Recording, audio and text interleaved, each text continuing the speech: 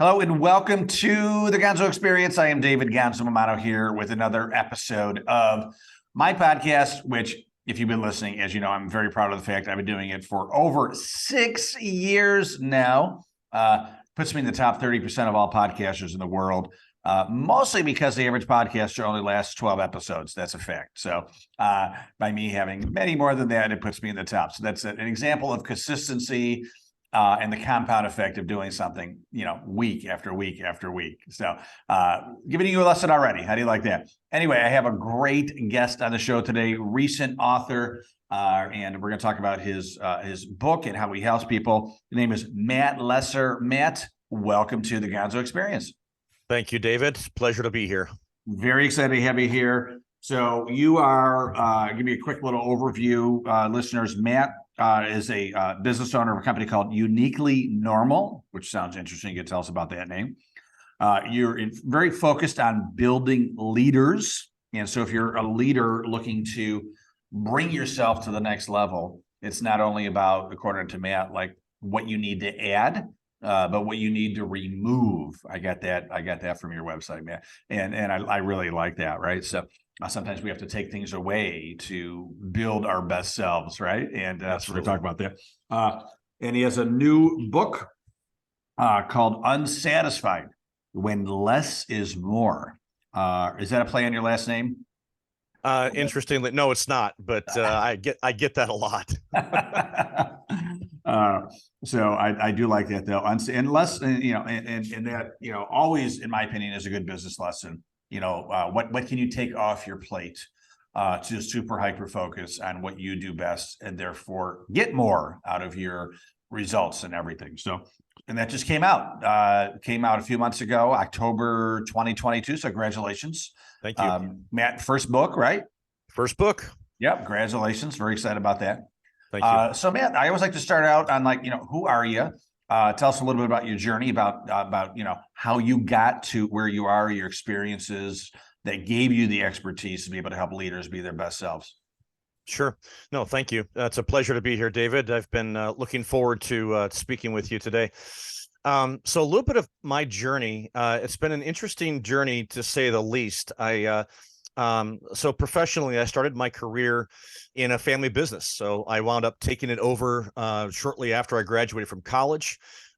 Interestingly, it wasn't necessarily what I had planned to do, but hey, how often does what we plan in life actually happen the way we think it will? So I took that over, and I had the wonderful experience that just a few short months into it, as a result of many factors that I had not foreseen, was not aware of, I wound up taking it through a failure. It failed. And in the process of it failing, I was not equipped to handle that emotionally or professionally, mentally, you name it. And I went through a deep depression, and literally to the point that I wasn't getting out of bed for a period of months. And at the end of that time, just one thing led to another. Honestly, it was a series of miracles. I wound up getting help, and we wound up starting the business over. And then it thrived. It really did. We built it.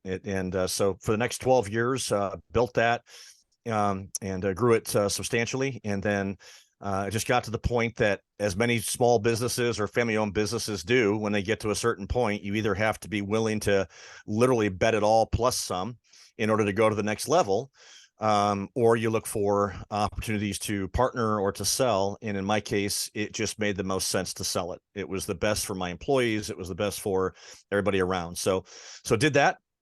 Then spent the next 12 years, actually. I have about 12-year histories, it seems like, 12 years in private equity. And that's where I was able to practice more in leadership development. I mean, obviously, in building my own business, as the company grew, we had to have more leaders, and we had to spread that leadership. Otherwise, everything would have bottlenecked with me, and I didn't want that. So that was pretty much learning by, talk about baptism by fire. That's learned that one in the trenches. And then went into private equity, and was able to pick up an MBA, and that's fine. It is what it is. But I did most of my learning, as we all do, on the job. And so for about 12 years, in looking for business opportunities, business investments, got to travel the world. That was an amazing experience, and work with leaders and leadership teams all over the world. And that's where I really grew a heart for leadership, and for healthy leadership in particular. And what does it look like for leaders who can play the game for the long haul, and at the end of their race, they're not so exhausted or so disillusioned. And that's what I started seeing time and time and time again. That's honestly why that was the impetus behind the book. Is I just saw so many leaders have the same story of, man, I have worked my tail off. I have sacrificed, usually family, friends, watching their kids grow up, their spouses, their marriages, whatever. I've sacrificed everything for this business. I've sacrificed everything for money, or for position, or for growing this thing. And then they reach a point in life, and believe it or not, it was usually about the same time period, usually in their 50s. And they would reach this point of saying, whoa, this is it. I've sacrificed and I've done all of this for this. This is not what I thought it would be. And then, it's the classic, unfortunately, it's the classic midlife crisis that occurs then. Not everybody, but you start to see some people with bad behavior, some with not bad behavior, but some with bad behavior. But the overarching issue is, I just saw people that became disillusioned with life. And so, at the time that I was really in the middle of this, I was coming up into my mid and later 40s, and I'm like, there's got to be a better way. And so, over the course of several years, then, in my research and in talking with these people and whatever, I started to write.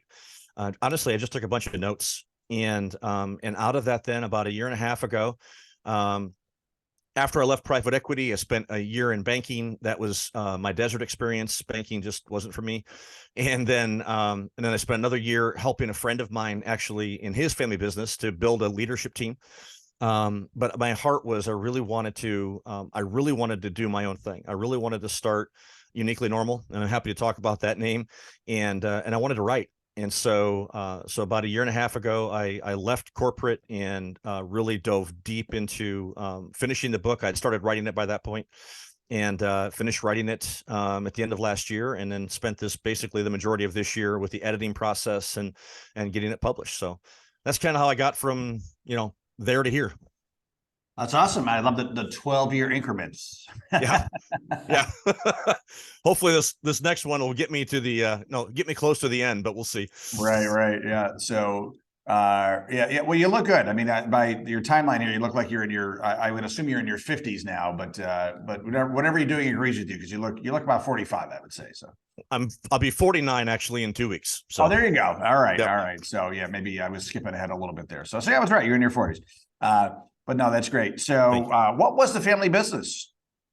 It was wholesale oil distribution, and then I wound up expanding it into to quick lubes, so the fast oil changes. And so so we got into that as well. So we had the wholesale, retail. I loved the model because it was kind of the hub and spoke model, downstream distribution, and so it was fun. I really enjoyed that business. Learned a lot. It wasn't easy, but I learned a lot, and a lot of life lessons that I use to this day. Right. Yeah. It's interesting because, a lot of times it sounds like, you're in bed depressed. And what I have found is that oftentimes great things follow time periods like that. I think a lot of people that do great things had great troubles beforehand. I think if your life is always going pretty well, you really have to make any massive changes. But if there's something that, an instance in your life that really pushes you to the ground, and some people stay there, which is sad. But a lot of people will say, all right, listen, I didn't fall all this way down only to be normal again. Right. That's your book, or that's your company, Uniquely Normal. Like, if I'm going to fall all this way down, like I better come back strong, and people be like, whoa, look what he or she did with those circumstances, And, you look at the forest, right? Sometimes the forest has to be, completely burned before it starts, the rebirth begins and grows ultimately better into a better and stronger and thicker forest, right? But Absolutely. oftentimes the earth needs to be scorched, Yeah. in order to rebuild. And so I'm Yeah. glad you shared that with us. Thank you. Not everybody would always, share. I call my book is called Crash and Learn. So it sounds like that was your crash and learn moment. Oh, absolutely. Yeah.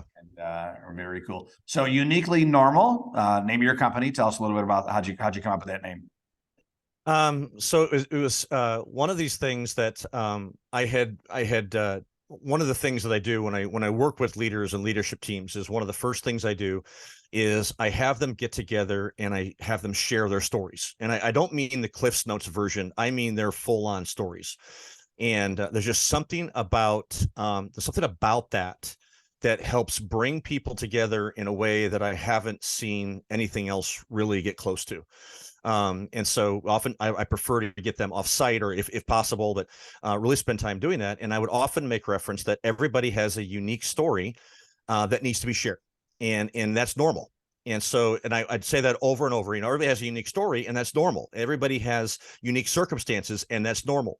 Everybody thinks that they have a unique problem or, you talk to leaders and they often have problems they're trying to solve. Oftentimes their deepest, hardest problems are people problems.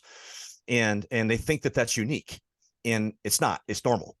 But when you're operating in, it's often said that it's lonely at the top, right? And so if you're operating in this lonely bubble and you truly think you're alone, then you think that nobody understands and nobody gets it, and that's all normal. And so just because I said that over and over again, everybody's unique, that's normal. So hey, it just kind of fit, and I kind of like the tension that's created with those two words because they don't necessarily fit together. So Yeah.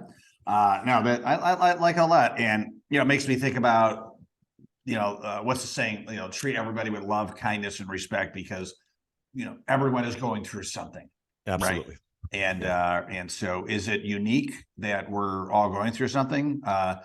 Well, everyone has their unique issues, I guess, but at the same time, it's Yeah. normal because we're all going through something, right? So Exactly. Yep.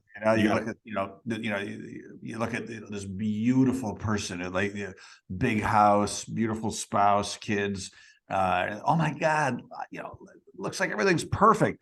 But if you talk to that person, I guarantee, like, oh, my mother has cancer. Or, I mean, there's always something going on, good Yep. and bad. And Yes. that's why I'm always very cognizant of treating people, like trying to lift them up when I see them, because I know they're going through something, Yeah. and I always try to leave. I purposely attempt to leave the person in the room at a higher level, when I leave, knowing and hoping that I'm trying to make people feel a little bit better, a little bit higher level, higher energy, I should say. So Absolutely. Yeah. yeah, Good for you. I'm really glad to hear that, because a lot of people are not aware of that. And so that brings me joy to hear you say that, David. So good for you.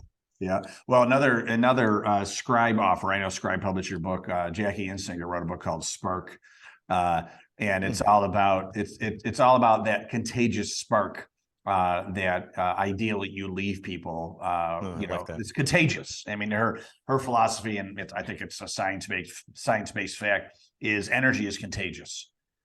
Negative too, right? How many times have you like felt great and somebody came to see you, and then after they left, you're like, your energy is drained, you feel down, like their negative energy is contagious, right? Yes, right. Yeah. Yeah. I And know that. Yeah. if it's your boss, that's a problem, right? So Mhm. but Jackie talks about that your energy, have it be so contagious in a good way that you spark. There's an energy of bringing people to the next level. Yeah. Right. And she talks about Ted Lasso, and I finally watched Ted Lasso. Have you watched Ted Lasso? I Yeah. have not, but I've heard of it. Yeah. My Yeah. oldest son has seen it. He loves it, but yeah. Yeah, no, she wasn't the first one, but I have about 3 or 4 people that said, "Oh my God, Dave, you are Ted Lasso." Yeah, I gotta watch this, and I was a beautiful comparison because I love the guy, but he makes people feel better, and so I think that's such a great philosophy to have, is carry a spark and make it contagious. So I love that.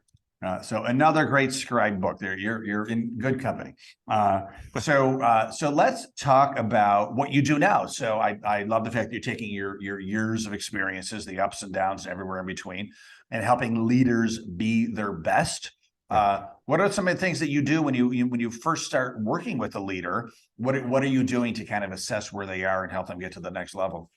Yeah, that's a great question. And so honestly, the first thing I do is just have a conversation with them and find out who they are, number one, and then where they are and where they want to be, and really helping them understand, the current issues they're wrestling with. Again, oftentimes the conversation drifts to people issues because it's our most challenging.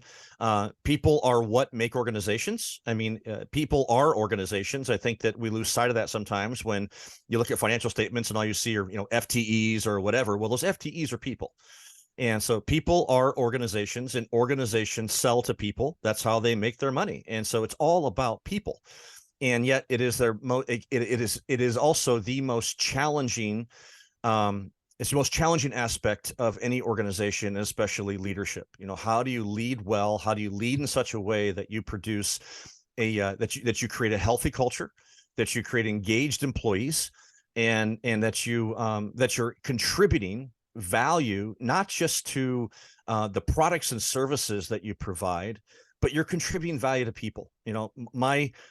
Whenever I've led teams or I've worked with teams, my heart's desire is that, regardless if the employees that work for me stayed with me for 1 month, 1 year, 10 years, or however long, I wanted them to leave better than when they came. And, honestly, it thrilled me, for example, if somebody was studying to get their college degree or their master's degree, and then they came to me and said, hey, I have another opportunity to better myself, but it's not inside this organization. We'd have a party and celebrate that. Some places they don't think that way, but that's fine. And so anyway, kind of off on a bunny trail there, but my heart's desire in working with leaders is to help them create healthy organizational cultures. And it starts with the leadership team. You have to have a healthy, engaged leadership team in order to build flourishing individuals that build flourishing organizations. And that I talk about that a lot in my book. I'm going to talk about it even more in my next book. My next book is really focused on organizational culture and building healthy, engaged teams of flourishing individuals. That's great. What's the name of that book? It's a working title right now. I don't really know. I don't finalize yet. I'm thinking about playing on the same. So the first book was Unsatisfied. I'm thinking about the second book being Unengaged. And so building engaged and excited teams, or engaged and flourishing teams, or something like that. I'm still working with the subtitle, but I really like Unengaged. We'll see where it goes. I think you always have to work the word less in there to play on your name. So, maybe, less Sims, from the trenches or something like that. Right. So, I like that too. Well, I'll take that under advisement. Okay. Let's see about that. I don't want to be about me. So have some fun. Now, you talk about people, leaders, like removing things to become a best leader. Tell me more about, if you dig a little bit deeper on that, please. Yeah, sure. From my perspective, I think that part of leaders get to be leaders because they are driven. They often have a high capacity. They're often high performing, and so they have and so as a result of that, they're often given more responsibilities, more opportunities, and it's very difficult once you're in that kind of a routine, that kind of a pattern. It's difficult to say no, because you know that you can do it well. However, if leaders really want to grow, especially if they're part of a growing organization, they have to get very disciplined at saying no, even more so than saying yes, because they have to get really, really focused on what they're best in class at doing and how they best contribute value, and then be willing to delegate authority and responsibility with accountability. That's the key, with accountability to other people. And that's how you begin to develop leaders. Otherwise, what happens is everything flows up to a leader or maybe a couple of leaders, and your organization gets stifled. and they get, because you have bottlenecks all over the place. Well, at that point, you're not developing leaders, right? You're developing followers. And so, which is fine. I mean, leaders have to have followers too, but if you're serious about growing an organization, especially about growing a healthy organization, you have to get very, very good at saying yes to those things that you can do the best, saying no to those things that you don't, and delegating with authority, responsibility, and accountability. Yeah, I think we've all heard this, but it's worth saying again. The Warren Buffett says the secret to his success is he says no 99% of the time. Yep. And, and he admits there's a lot of things that sound great. They sound fun. I want to say yes, but he's like, if it's not 100% with my mission, and if I don't have the time, I say no.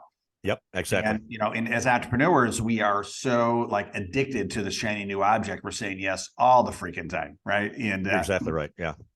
I got asked to be on a board here in Rochester of this nonprofit. It's a newer organization that is focusing on helping kids in foster care get through life post foster care. Right. Wow. Very focused. Right. And her name is Amber, and she showed me the statistics that it's crazy. 6 out of 10 foster kids, when they're 18 and they leave foster care, 6 out of 10 either end up in jail or dead. Right. Whoa. So it's a crazy statistic. Right. And so she's focused on helping from like 18 to 24 and helping them get adjusted into life. So one of her board members, who is very successful in her own right, very focused, is keeping her focused on that one thing. And what happened last week was the city called her with a grant for $150,000 to also start a program on child abuse, right? Okay. So to kind of work that in. Yeah. And, she's a new nonprofit. $150,000 sounds great. A lot of money. But and the cause is great. I mean, absolutely, focusing on child abuse, but she had to say no, wow. Because it's not in line with the mission of helping foster kids, 18 to 24 get out of when they leave foster care, get acclimated into a good life. Wow, good for her. So talk about focus, right? Man, talk about wow. focus, and it's tough. And then, one of my favorite books, Gary Keller, The One Thing. Gary, when I read that book years ago, I believe he was like, he felt like he was doing like 6 to 10 things and just said, oh my God, stop the insanity. What do I love doing the best? What am I the best at? Yep. And he focused on his, on selling houses and buying houses and real estate. And now Keller Williams, I believe, is the #1 real estate company in the world. So it is, I love what you're saying. To be a good leader, say no to most things and just super hyper focus on the one thing that you should be doing for your company to grow, and then get behind and just be a good supportive leader. Absolutely. Well, and I mentioned this in my book too, but the key to accomplishment is concentration of effort. And the more things that we say yes to, the more diluted we're getting in our focus. And therefore it becomes less, we become less productive. Actually, it seems counterproductive because wait, if I have all these things going on, you think I get all these things done. Well, it's the same thing even with annual goal setting, whether it is a part of an individual development plan process or even company goals. One of the things that I advise teams that if they're asking me about how do we develop our people and how do we help them grow, especially learn and grow, I asked them, how many goals do you encourage your people to set every year, personally, professionally? And oftentimes they'll say, well, anywhere from 3 to 10. I'm like, yeah, make it one professional, one personal, and that's it. And they look at me like I'm crazy. I'm like, trust me, if you do one of each, they'll get that done. If you go 3 to 10, they'll get none of them done. Yeah. No, Cameron Harold, has been a friend and mentor to me, and he says if you have more than 3 priorities, you have none. Yeah, exactly. And you're bringing it down to 2, which is even better. Yeah, probably better to have only 1, because then you got right. Yeah, exactly. Yeah, at a time, right? What are some great questions that leaders can ask their team to be a good leader? Oh, that's a great question right there, David. And so I think the first question that leaders should ask is, number one, who are they? Who are they as leaders? Because it's so important to know, it's so important to, number one, know thyself, right? How can I lead effectively if I don't know who I am? And then the second big question is, who are you? I need to know you. And I don't just mean know what you can do, which that's easy. I mean, so quick. So whenever you meet somebody for the first time, it's, hey, what's your name? Oh, what do you do? Right? It's not, who are you? And so I think that if we really are serious about developing leaders and developing healthy organizational culture, we need to know who we are as leaders and who we're leading. And then the third thing is, what can we do together? What is it that we can do together in a realistic perspective, and get really concentrated on, how do we go from here to there in a systematic way together, leveraging each other's strengths, I would, helping each other in our weaknesses, help each other grow. Sometimes we say, cover those weaknesses. I don't believe that. I think we should help each other grow in those weaknesses. And so, so those are probably the first three questions I would advise every leader to ask. Who are you? Who am I? Who are you? What can we do together? Yeah, that's great.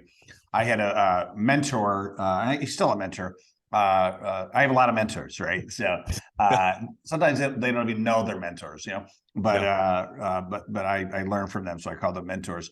So a friend of mine and mentor, Bruce Peters, and when I was running a publishing company at the time, and he gave me some great advice. He goes, David, as the leader of this company, when you meet with your reports, he goes, I would advise you to start off every meeting and just ask one question. How can I help you? Or what can I do to support you? What are you working on and how can I help you? And then just shut up. Yep. And let them talk, But if you're a good leader, you've already, you already collectively engaged the team to do the vision, to do the strategic plan. So they have their marching orders. And then, instead of continuing to tell them what to do or how to do their job, get behind them and just say, how can I help support you? What can I do? And then just shut up. And I thought that was the best freaking question that you could ask your team. I just loved it, I did too. And it made my job easy. I didn't have to come up with all the answers, right? Yeah, I love it. No, and that's the problem. When we think we have all the answers, we're taken away actually from the creativity and the innovation of our team. And because then they'll shut up, right? Because they'll think, oh, they have all the answers, they don't need me. And the reality is we don't have all the answers. But when we act like we do, they think we do. Yeah. And it leads it's this destructive downhill process. And so it's just not healthy. I love what you just said too. One of the things that when I'm coaching leaders on developing people, especially when they have one-on-one conversations, if it's a weekly meeting or bi-weekly, whatever it is that the first half, if it's an hour meeting, for example, the first half an hour is their agenda. You just shut up, you listen, you take notes. And then the second half of the agenda is yours, but let them start. And it's amazing what comes out in that first half of the agenda. Yeah, no, that's terrific. So what is it? John Maxwell, right? Who's kind of the leadership guru. Yeah. Maybe he'll take his place someday. But right now he's kind of the man in leadership, I think. And I love his quote that great leaders create more leaders. Absolutely. And it's also too, good to great, right? The leader gets hit by the bus, besides being sad about the fact that he or she got hit by a bus, the company goes on because he or she has created more great leaders, and very important. So, well, Matt, this has been super fantastic. If let's leave the Gonzo listeners, the Gonzo family here, with some nuggets that they can run away with. So if you're going to say, okay, Gonzo family, as a leader, I want you to do these three things in your company today. And I'm just saying three things. Maybe you can make it one, but what can you leave them like a tangible nugget that they can run away with and say, okay, I'm going to do this in my company today. What would that be? The first thing that I would advise any leader or give counsel to any leader is know your team. And so, if that means you get away for half a day or whatever it is, and literally just say, tell me your story, and just shut up and let them talk. Because what you learn from that, you mentioned it earlier, it's you begin to learn aspects of people's lives that you just had no clue. I mean, I've worked with teams of leaders who have worked together for 20, 30 years, and we'll do this exercise. And at the end of it, they're like, I had no clue that they were going through that, or they went through that, or that's where they came from, or whatever. It creates, I think that one of the key aspects of effective leadership is empathy. And empathy means putting yourself in somebody else's shoes. You can't do that unless you know the person. And so that's one of my go-to things with any type of leadership development. If people are serious about developing healthy, engaged teams, is start with that. Know your team. And it means that you yourself also reveal yourself as well. You tell your story as well. And it's very important that you do that. Yeah, that's great. I just heard, the song this morning, Michael Jackson, The Man in the Mirror. Right? Yeah. Know the man in the mirror, right? Absolutely. Yep. First. It's a good song. Yeah, that's right. Yeah. Excellent. Well, Matt Lesser, this has been super fantastic. Appreciate you. Congratulations on your book. If they want to get in touch with you, learn more about you, connect with you, where are we going? So email is matt@uniquelynormal.com. And my website is www.uniquelynormal, all one word, all lowercase.com. Very cool. And if they want to look you up on the socials, it's Matt Lesser, correct? So. Yes, LinkedIn. It's actually Matthew Lesser, but you got it. Matthew. Yep. Okay. Matthew Lesser on LinkedIn. Yep. And that's the only social I have. So that's where you can find me. Very cool. You mean you're not on Snapchat, man? Come on, what the heck? No. And no Facebook either. So very good. Well, Matt, thanks again for sharing some heartbeats with us today. We very much appreciate it. I wish you continued massive success. Thank you, sir. I appreciate it. It's been a pleasure. Yeah. Thank you, Godswill family, for listening and watching. We appreciate you sharing some heartbeats with us as well. I know there's a lot of podcasts out there, so I'm very honored and blessed that you chose the Gonzo Experience today. Everybody have a great day and make sure to stay awesome.